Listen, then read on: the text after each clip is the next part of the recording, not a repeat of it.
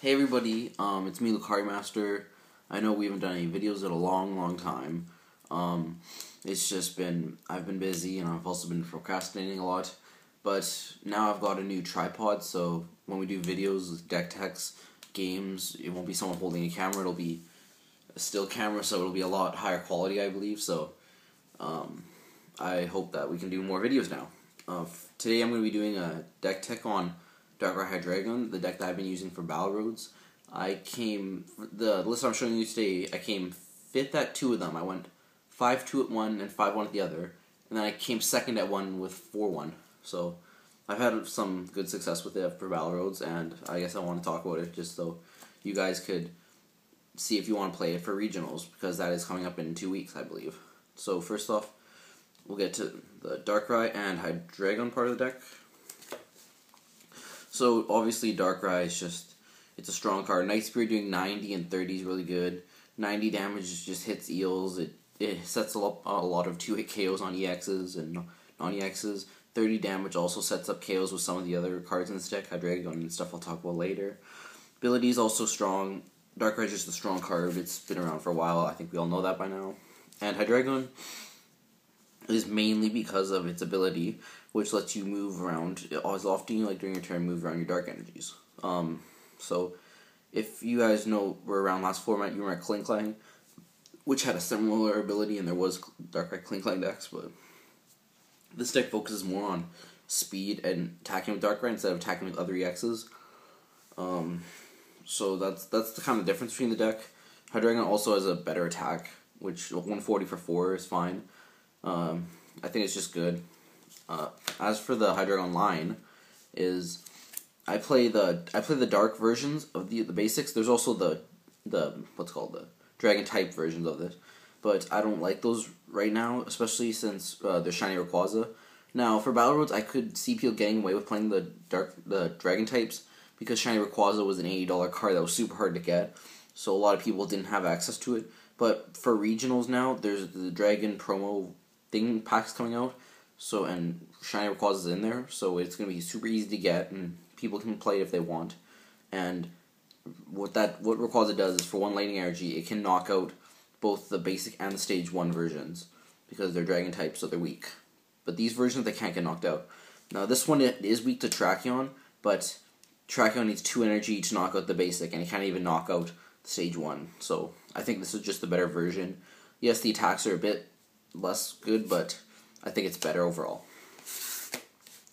So like I said, the whole point of the deck is mainly attacking with Darkrai and using the ability to move energy around to switch between attackers or heal your attackers with Max Potion without losing energy, stuff like that. It's kind of like Klinklang, but it's a bit different. So to set up all this stuff, set up a stage 2, and to do all the stuff you want to do in the deck, you need to use a lot of items and tools and trainers and stuff. So Sableye Junk Hunt gets back 2 trainers, which it's a really good attack right now in this format. There's very few value cards, and I think this is a good attacker. Usually what you want to be doing in your game plan is from turns 1 through 3-ish, you want to be junk hunting. Mainly you just want to junk hunt until you get a Dark Night Spear set up. There are a lot of times where you can set up turn 2 Night Spears, like go turn 1 Junk Hunt, turn 2 set up a Hydreigon, Darkrai Night Spear. But you usually want to be junk hunting until you get set up. And I think it's just a good ability to get back all your trainers, because you do burn through a lot of them with stuff like Ultra Ball and Junipers. But in general, it's the best starter. That's why we play 3 of them, because you really want to start with it and be able to get it early on. It's just a good card. So as for the other attackers, which kind of make it kind of like Klinklang, because we do have other EX attackers. First off, Mewtwo, it's a standard card in the format right now. It's just to counter Mewtwo Wars, and it's just strong against some Pokemon that if their opponent's deck don't have Mewtwo's, it's hard for them to kill it, like Garchomp, Tracheon decks. They have a hard time dealing with Mewtwo sometimes. Strong card. Also, with the Blend Energies, the Blend Energy type is Dark, Psychic, Grass, and Fire. So you can use Psydrive if you want, which is nice sometimes for Mewtwo Wars. Shaymin EX, which is also pretty standard, and Darkrai Hydreigon decks. Revenge Blast will do 180 damage if your opponent's taken 5 prizes. It's good against Tracheon decks because if they've taken 2 prizes, it does 90 and then times 2 weakness 180. So it knocks out Tracheon EX in one shot if they've only taken 2 prizes, and they can't usually one shot it back because of resistance. And last one is Reshiram, which I think at the beginning of the season was a bit more of a rogue thing, but I think it's becoming a bit more mainstream now in these decks because with 2 energy, Blend Brave Fire will do 150, which is a fairly strong attack. Yes, there is a flip to do 50 to yourself, but it's really good if you have an Eviolite because at worst you take 30, and if you take 30, nothing can really one-shot you still. Like, a Zekrom EX can't one-shot you with 30 damage on it. A Mewtwo needs like 6 energy, something like that. It needs a lot of energy to do it. So most of the time when you Brave Fire, even if you get Tails, you're safe. And it just sets up things like if you do 30 damage to an EX with this, then most of the time Brave Fire will kill it unless they have an Eviolite or something. Brave Fire also kills Hydreigons, other stuff like that. They're just good attackers. So that's the Pokemon line. I think it's fairly straightforward, the deck. Let's get back onto trainers, all that stuff. Trainer supporters. I'll go through the supporter lines first. We have 4 Juniper, 4 Ends, 3 Ram Receivers, and Bianca. So 4 Junipers and 4 Ends, I believe they're pretty much standard in this format. Juniper is just, it's a strong card, discard, draw 7's fine. I mean, the discard's a bit of a drawback, but sometimes it's good because you want to get your dark energies in the discard for Dark Patch. But it's just, these are the only supporters that are really good right now that we have. And obviously, fine, shuffle, draw 6 at the beginning of the game. It can be late game, it can disrupt your opponent. Doesn't make you discard cards, and it's fairly consistent. It's good. 1 Bianca, because I don't like Bianca. It's okay, Bianca, because you have Ultra Balls and you have a lot of ways to empty your hands. But sometimes your hand gets filled up if you have like the Hydreigons, but no way to evolve it. So there's a few dead cards like that. But I think 1's still fine. 3 Random Receivers because you can Random Receiver and then Junk Hunt to get back Random Receiver. So in a sense, Junk Hunt can get you back a supporter, even though it can't get back these supporters. So I think 3 is a good number. I don't want, like, some people would do something like take a Bianca, put in 4 Random Receivers, but I don't like having like only 8 supporters and 4 Random Receivers because eventually you'll get to a point where you'll be Random Receivering late game and you might not have any supporters left. So I like this split better. That's just my opinion. I don't know, I've had no problems with it. 12 supporters, which is fine. Some people, I want to kind of put 13, but I haven't felt like there's too much problems with it. Next, 4 Ultra Ball, 4 Dark Patch. This is kind of your engine of your consistency and setup. I only play 4 balls, like in sense of search engine cards. I don't play any level balls. Level balls only get out Sableyes, Dinos, and Zoelis. And that's fine, but it's only good early game. And if I was to play Ultra Ball, I'd only play 1 or 2. Level Ball. And like, to me, I don't like the chance that like you're playing less of a card that you need to hit early. That's worse late game. So I just like Ultra Balls. Ultra Ball is fine. Like, yes, you have to discard 2 cards, but discarding Dark Energies is fine. Discarding tools or stuff like that's fine. Or trainers, because Junk Hunt gets it back. It gets anything, so early game it gets Dinos, Hydreigons. Late game it gets attackers, all that stuff. And 4 Dark Patches, which are the combo pieces, which it's kind of a combo in the sense that like it lets you do stuff like turn 1 get your Junk Hunts and turn 2 get your Night Spears. Like if you don't start with Sableye, you could like attach to your active, have a Darkrai. If it's a Darkrai or not, get Darkrai and play like discard like Ultra Ball, discarding Dark, get a Sableye, Dark Patch onto Sableye, retreat, and like still get off Junk Hunt turn 1. It's just, I think that 4 of each is the best to maximize your consistency of doing stuff like that. Because I think that's kind of where you need to be right now. It's just such a strong play. 4 catchers and 3 rare candies. 4 catchers is just a staple. Catcher's just such a strong card right now. It's especially in Darkrai, like being able to catch your eels, knock them out, set up stuff like that, or like do 30 something, then catcher set it up with like a Reshiram knockout. Catcher's just strong as a staple. Rare candies, I think 3 is the number to be at right now because you have a 3-1-3 Hydreigon line, and most of the time you want to be rare candying. Like sometimes you can get away with Zoelis, but I don't think most of the time you do want to be rare candying because it lets you get the turn 2 Hydreigons. and it's usually fine. Like, sometimes you do stuff like this, like early on, discard your rare candies off Juniper or something, so that you can junk hunt it back later. Or like Ultra Ball, discard rare candies, and then use a supporter, and then junk hunt, get back to the setup for the Hydreigon turn 2. It's also nice. Then last but not least, we have 3 max potions and 2 Eviolites, which are kind of your healing, support stuff, whatever. 3 max potion, I like that number. Like, some people want to have 4, but I think it's a bit too much. Like, sometimes you get, like, early game, you have to waste a max potion, like, to heal a little bit of damage off something, or, like, have to discard it, whatever. So, like, at least it's so late game you have 2 max potions, really, which I think that's fine. Like, a lot of games come down to one-shot stuff, and, like, because your people are playing against Hydreigon, they know that you have max potion, so they don't want to just do like 90 or 100 damage to you. They want to be setting up one shots. But I mean, it's still a good card. I think 3 is just a good number. Eviolite's just good. It makes it so that you attach it to Darkrai, Tracheons can't one shot unless they have a plus power or tool scrapper. You attach it to Reshiram, it makes it insane. Like I said, I mean, Reshiram becomes a lot weaker without Eviolite, but it's still good even if you don't get it on. So that's trainer supporters, and last but not least, we'll go with energy. So energy, our split here is 8-4, so 12 energy, which I think is pretty standard right now.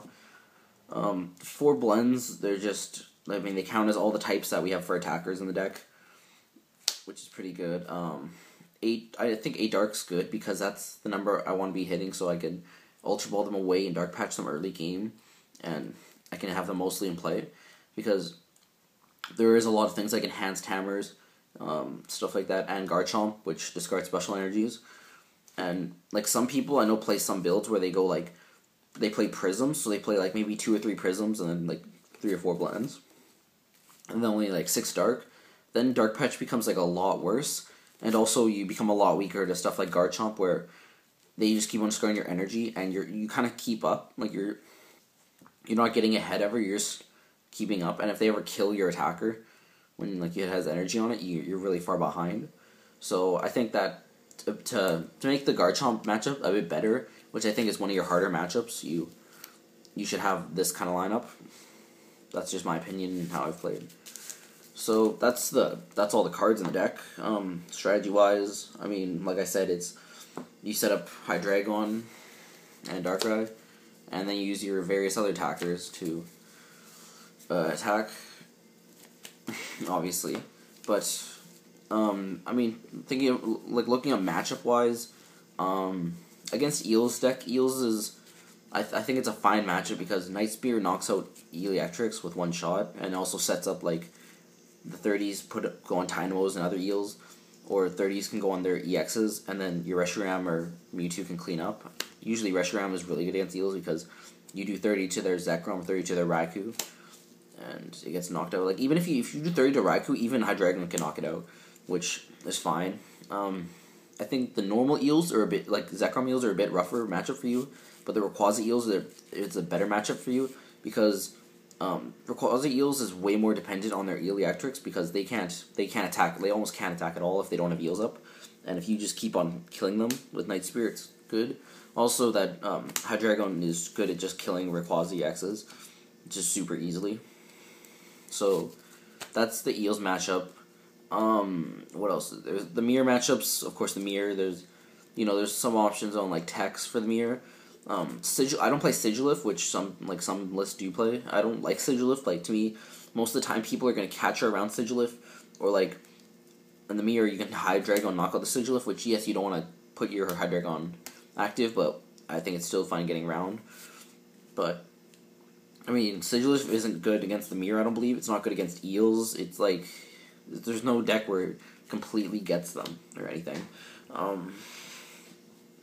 The mirror matchup. Some people play also Tracheon on the mirrors, which it's okay, but to me, if you play Tracheon on the mirrors, you're having to play Prisms, and then, like I said, your energy becomes a bit worse in the sense that you get less Dark Patches off, your deck's a bit less consistent, and it's also weaker to things like Enhanced Hammer and Garchomp decks. Other decks out there are, I mean, Garchomp's always a deck. Garchomp, I'd say, is one of your rougher matchups, because of the fact that they're super consistent. They keep on getting attackers out, and they can discard your special energies. Like usually against them, you want to be just hitting like some people say hit the Altarias, but like unless they have 4 Altarias up, it really doesn't matter against Darkrai. Like it's either if they have 4 Altarias or no Altarias. That's the only thing that really become relevant. Because if they have no Altarias and you have an Eviolite, then they're 2-shot. They have to 3-shot you. But even if they have 1 Altaria, they're always 2-shotting you. It doesn't even if they have 1 or 3 Altarias, it makes no difference to any of the math for any of these Pokemon other than Shaman. Like they'll be 2-shotting you. So if usually they get 2 or 3 Altarias up, and that makes no difference to you. If they get 1 Altaria, then you want to hit the Altaria, because then if they have no Altarias, then they're 3-shotting you. But otherwise, you just want to hit their guard chomps and just get rid of all their attackers, because once they run out of attackers, it's hard for them to get them back up. Or like say you want to set up things where you get it so like you do 90 130 to bench, and then switch it. You do 90 to the one with 30 on it, and 30 to 190, so they both at 120, and then you knock both of them out in one turn. And then if they haven't got a Gibble out, then they can't attack for at least one turn. Like stuff like that set up. Mewtwo's also good because it's hard for them to deal with.